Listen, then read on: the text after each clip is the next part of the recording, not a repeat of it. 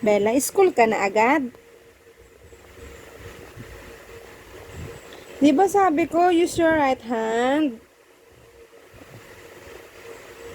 Galing ng anak ko, so talino.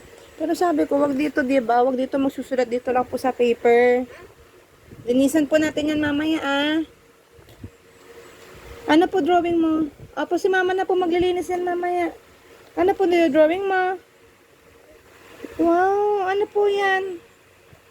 Galing naman ng ano ko. Patingin nga ng smile mo na. Tingin mo na kay mama yan. Tingin si mama ng pretty smile yan.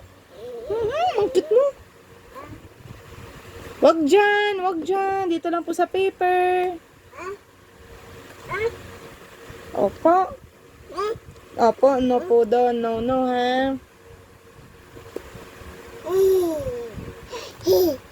Tingin. Ay, may sulat. Yay.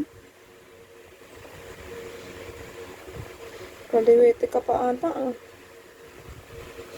Ay, sinulatan pa.